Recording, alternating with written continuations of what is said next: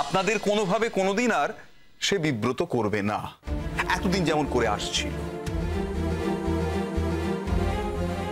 সে আয়ুষকে একেবারে সবুজ সংকেত জানিয়ে দিয়েছে আয়ুষ তার ইচ্ছে মতো নিজের মতো করে তার জীবনটা গুছিয়ে নিতে পারে।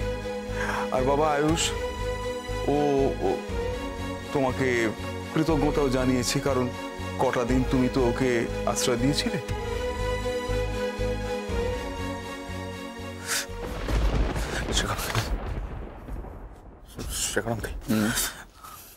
কোথায় গেছে? প্লিজ বলুন শেখান আঙ্কেল কোথায় গেছে?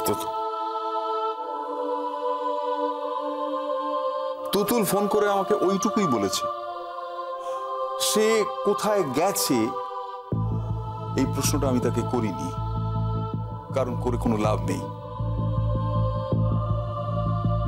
আমি এখনো যখন তোমাদের বাড়িতে আছি তখন এই বাড়িতে থেকে তাকে আমার কোয়ার্টারে বা আমার ঘরে আশ্রয় দেওয়া আমার পক্ষে কোনোভাবেই সম্ভব নয়।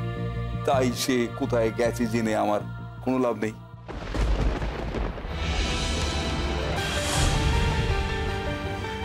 তবে এটুকু বলতে পারি আয়ুষ, পৃথিবীটা যখন গোল আর সেটা ক্রমশ ছোট হয়ে আসছে মানুষের কাছে, তখন তুতুলের সঙ্গে আমার আবার দেখা হবেই, এবং সে দিনটা খুব দূরে নয়।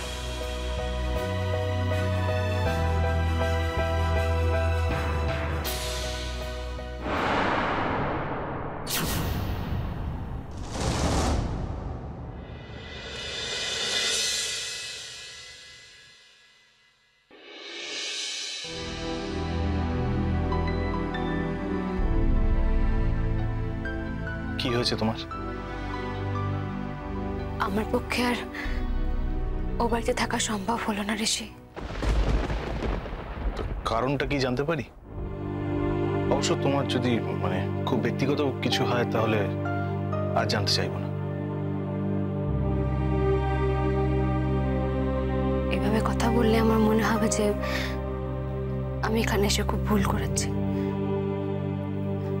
আজ আমার এমন অসহায় অবস্থায় আমি তো সত্যি অন্য কোথাও যাইনি, তোমার কাছেও তো এসেছি। আমি নিজেকে ভাগ্যবান মনে করছি। বিদ্রুপ করছো না সোহা, যা ভাবছি তাই বলেছি।